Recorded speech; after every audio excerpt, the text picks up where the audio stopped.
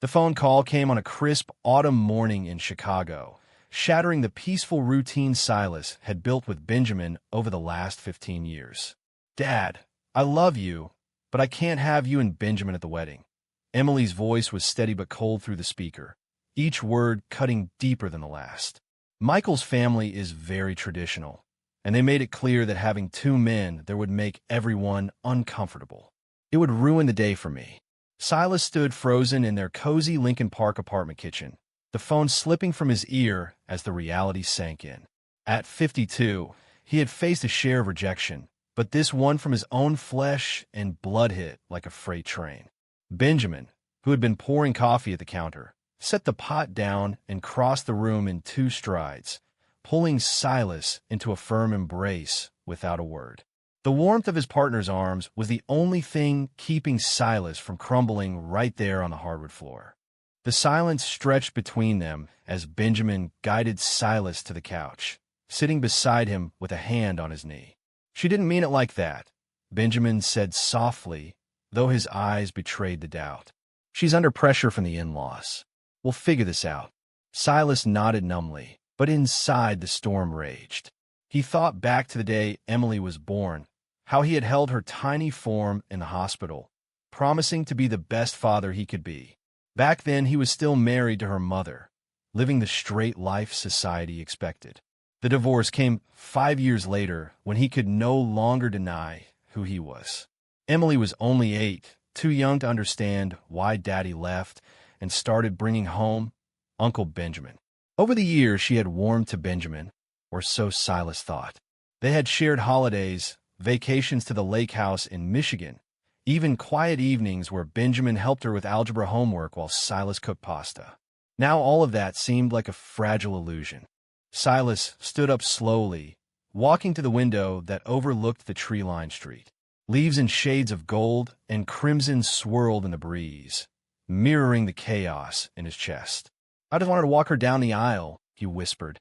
"Not make a statement. Just be her dad."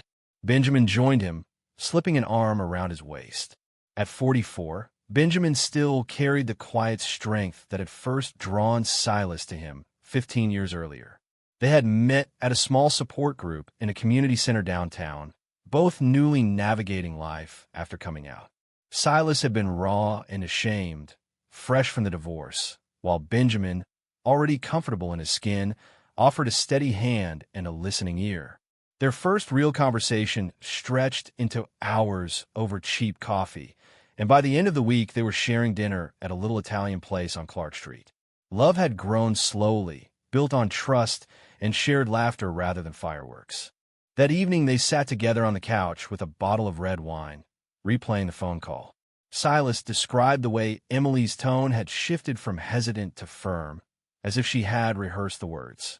Benjamin listened without interrupting, his thumb tracing circles on Silas's hand. "Remember when she was 16 and refused to let you come to her soccer game because you showed up with me?" Benjamin asked gently. "We thought she'd grow out of it." Silas smiled faintly at the memory.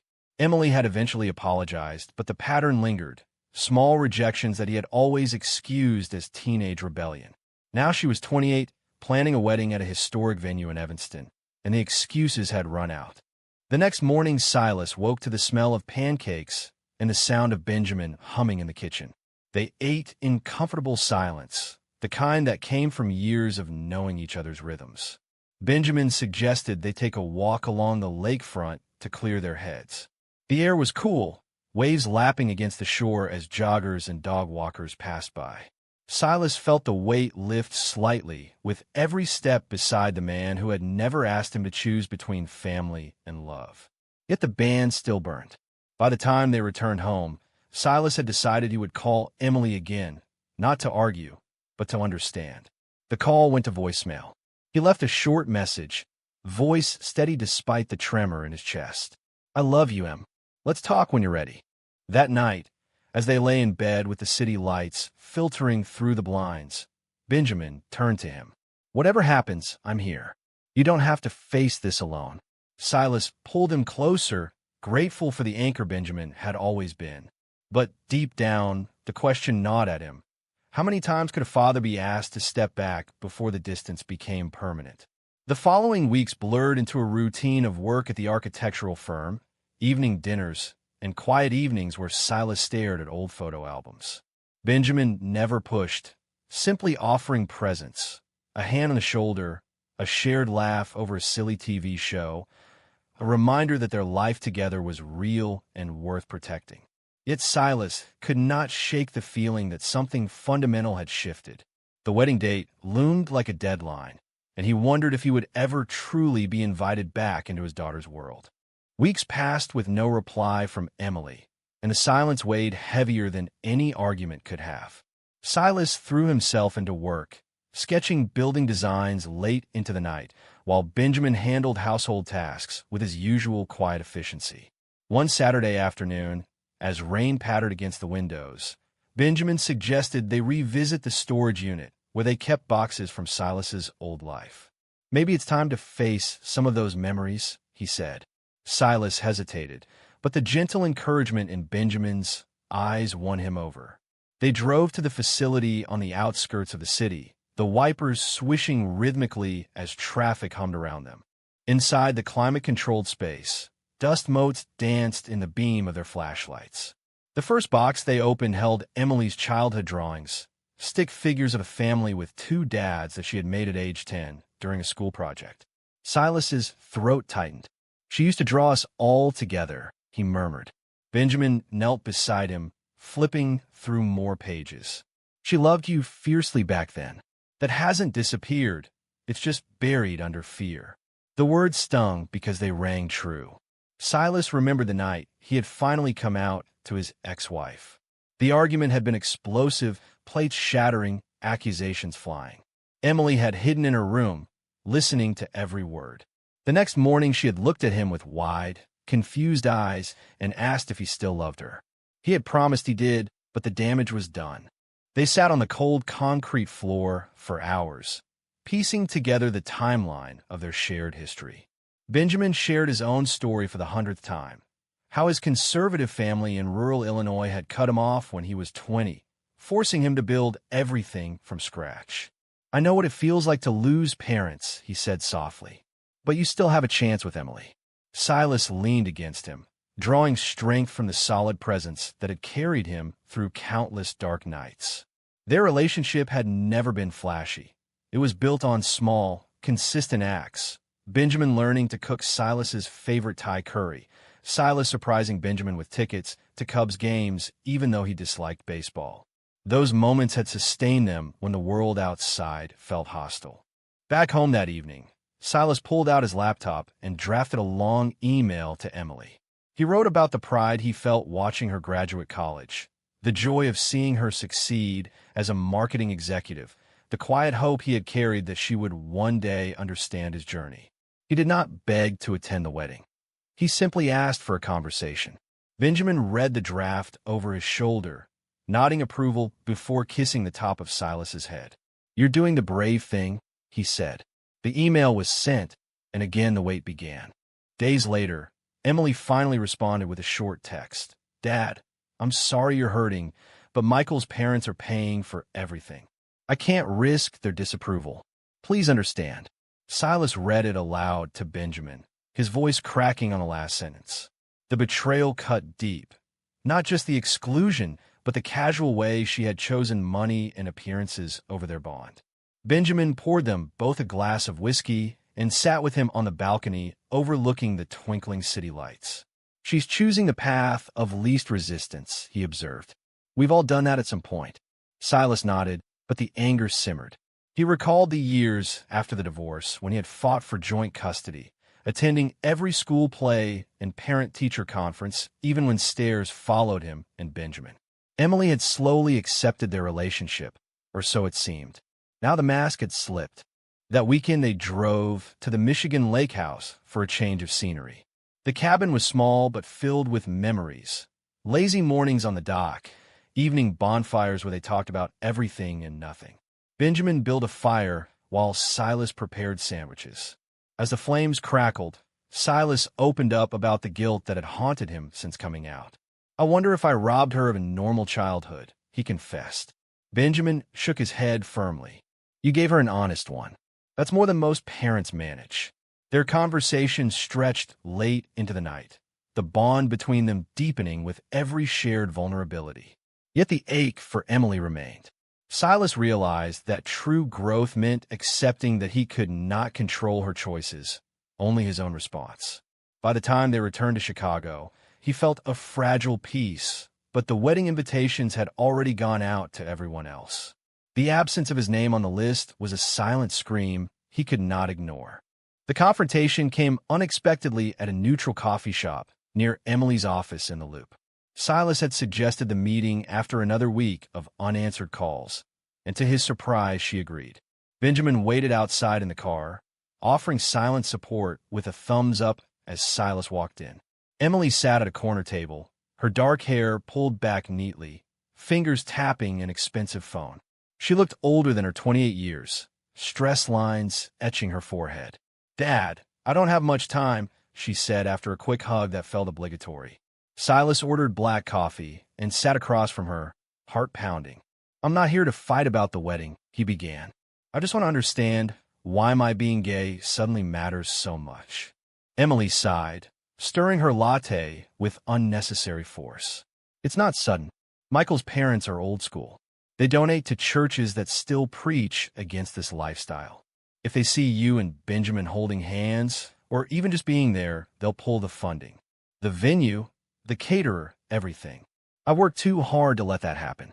Silas felt the words like a physical blow. He had always known prejudice existed, but hearing it from his daughter's mouth was different. "So my happiness is less important than their checkbook?" he asked quietly. Emily's eyes flashed with frustration. "It's not just money. It's tradition. I want a normal wedding, Dad. One where no one whispers about my family." The word normal hung between them like a wall. Silas thought of all the nights he had lain awake, wondering if his choices had made her ashamed. The conversation escalated when Silas mentioned the years of therapy he had attended to become the father she deserved. Emily countered with memories of classmates teasing her about having two dads, the awkwardness at school events. "You never had to explain yourself," she said, voice rising. "I did." Silas listened, really listened for the first time in years. He saw the scared teenager beneath the polished executive. Yet he could not apologize for who he was. "I hid for 35 years, he told her. "I won't do it again, not even for one day." Emily stood abruptly, gathering her bag. "Then maybe you should stay home. For me." She left without finishing her drink. Silas sat alone for a long time, the coffee growing cold. Benjamin found him there, sliding into the seat Emily had vacated. "How bad?" he asked. Silas recounted every word, and Benjamin's face tightened with protective anger. On the drive home, Silas stared out the window at the skyscrapers blurring past. The internal conflict raged. Part of him wanted to fight for his place.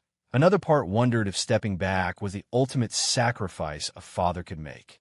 That night he barely slept, replaying the argument until Benjamin pulled him close and whispered, "You are enough exactly as you are." The reassurance helped, but the wound festered. Over the next days, Silas threw himself into small acts of normalcy, helping Benjamin plant herbs on their tiny balcony, attending a gallery opening downtown.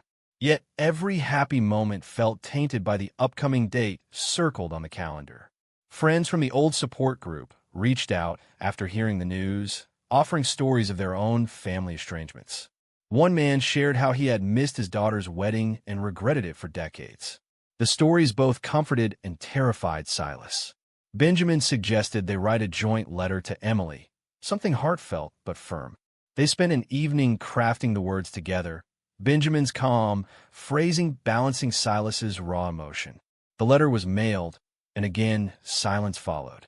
The pressure built as wedding RSVPs circulated among mutual acquaintances. Silas received sympathetic texts from cousins who had been invited, each one a fresh reminder of his exclusion. He began questioning his entire identity, not whether he loved Benjamin, but whether his love had cost his daughter her peace.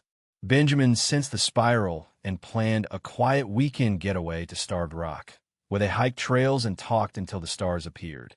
You raised her to be independent, Benjamin reminded him on a rocky overlook. Now she has to learn that independence includes accepting you.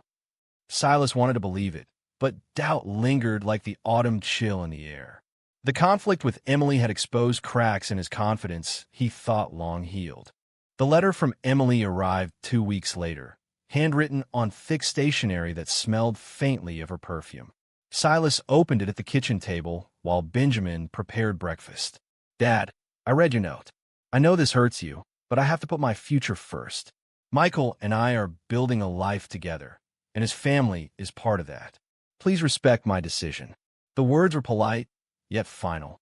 Silas passed the paper to Benjamin, who read it in silence. "She's choosing the easy path," Benjamin said finally. "But easy doesn't mean right." They spent the day processing, walking along the Chicago River where boats bobbed in the current.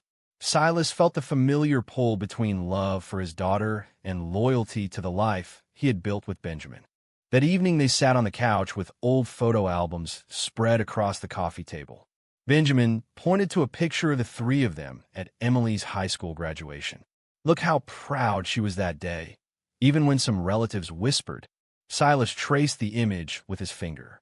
"I sacrificed a lot to give her stability after the divorce, working extra hours, skipping dates with you so I could attend her events." Benjamin squeezed his hand, "And I never resented it. That's what love does." Their conversation turned deeper, exploring the sacrifices each had made. Benjamin admitted the times he had felt like the outsider in family gatherings. Yet he had stayed because Silas was worth it. Silas confessed the guilt that still woke him at night, wondering if coming out had broken something in Emily that could never be fixed. The next morning, Benjamin surprised Silas with tickets to a quiet play at a small theater. During intermission, they discussed the characters' choices, drawing parallels to their own situation. "Sometimes stepping back is the bravest thing," Benjamin said. Silas shook his head. "But I've stepped back my whole life. I'm done hiding." The words felt like a turning point. Over the following days, they shared small moments of joy, cooking a new recipe together, watching documentaries about famous gay couples, even dancing slowly in the living room to an old jazz record. These acts reminded Silas that his relationship with Benjamin was not a burden, but a source of strength. Yet the wedding date approached relentlessly. Silas received a formal invitation addressed only to him, with a note saying +1 not applicable.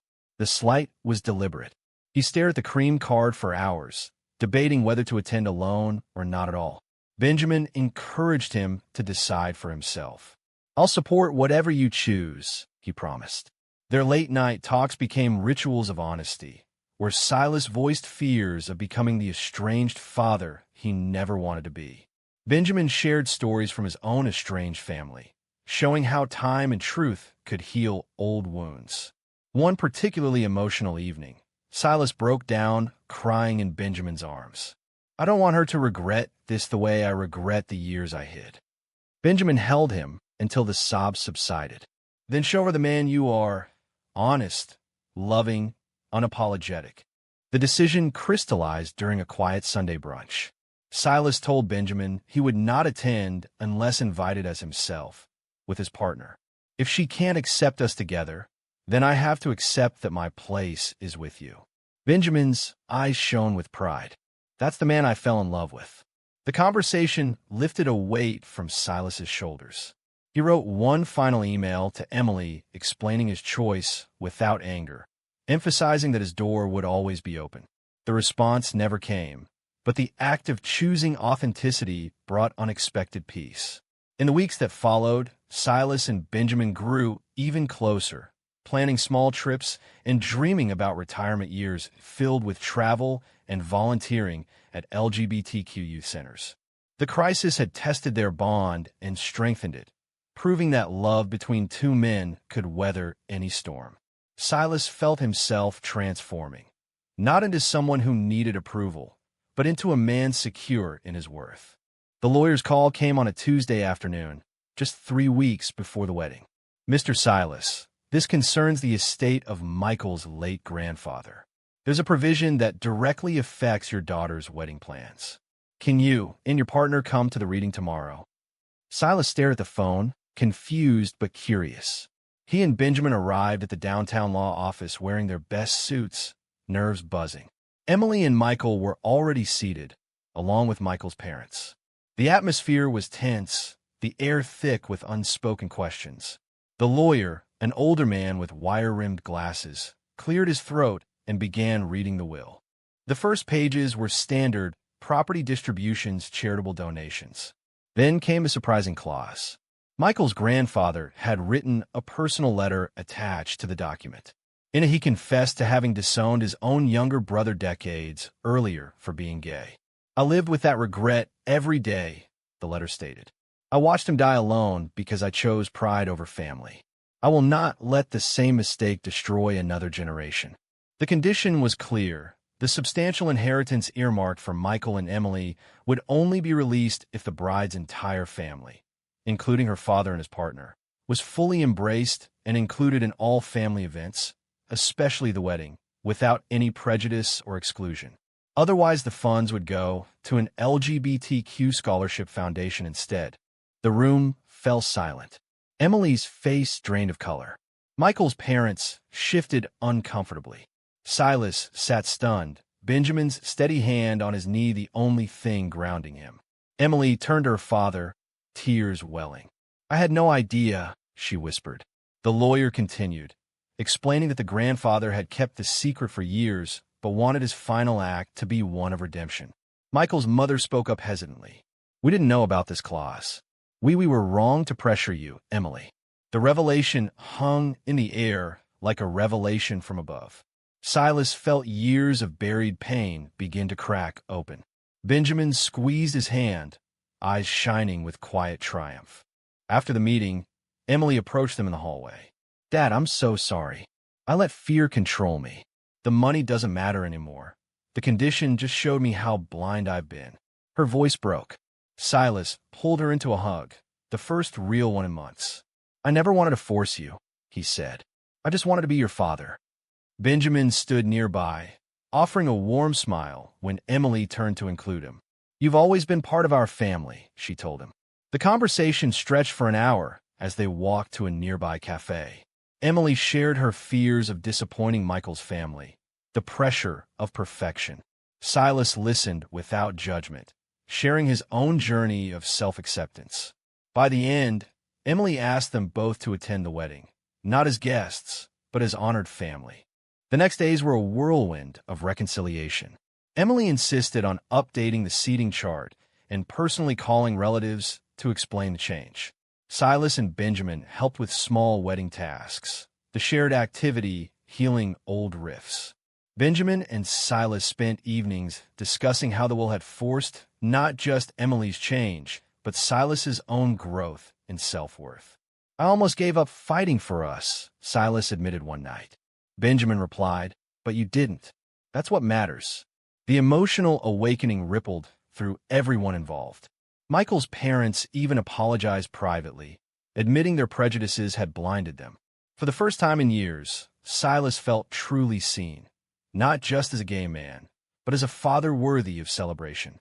The wedding day dawned bright and clear over the Evanston venue, sunlight streaming through stained glass windows onto polished wooden pews. Silas stood at the back of the church in a tailored navy suit, Benjamin beside him looking equally sharp. Emily had asked them both to walk her partway down the aisle, a compromise that honored everyone. As the music swelled, Silas felt a surge of pride mixed with lingering disbelief. Emily appeared at the entrance, radiant in white lace, her eyes finding his immediately. She took his arm first, then Benjamin's on her other side, and together they escorted her toward Michael. Whispers rippled through the crowd, but they were of admiration rather than judgment. At the altar, Emily hugged them both tightly before taking Michael's hand. "Thank you for being here," she whispered. "I love you both." The ceremony was beautiful, vows exchanged with genuine emotion. During the reception, Silas and Benjamin danced their first slow dance under twinkling lights, surrounded by family who had once kept their distance. Emily pulled them onto the floor for a group dance, laughing freely for the first time in months. Michael's parents approached with glasses of champagne, offering sincere toasts to the full family. Silas felt the last pieces of his internal conflict dissolve. The journey, from the painful phone call to this moment of acceptance, had reshaped him. He no longer carried the weight of needing to prove his worth. He simply lived it. Benjamin, ever the steady presence, leaned in during a quiet moment. "You did it. We did it." Their kiss was brief and tender, a celebration of everything they had endured. Later that night, back in their Chicago apartment, Silas and Benjamin sat on the balcony with a bottle of champagne. The city lights sparkled below like stars brought down to earth. Silas reflected on the months of doubt, the arguments, the sacrifices, and the unexpected catalyst that had forced healing. Benjamin listened, then shared how watching Silas grow had deepened his own commitment. "You taught me that love means standing firm even when it hurts." They talked until the sky lightened, planning future family gatherings and perhaps a trip with Emily and Michael.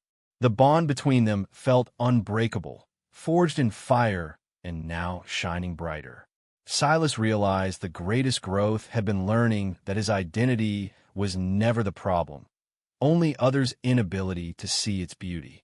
As the first rays of morning sun touched the horizon, Silas smiled at the man who had walked every step with him. The future stretched ahead, full of possibility. True or false? Children have the right to exclude a parent from major life events based solely on the parent's sexual orientation.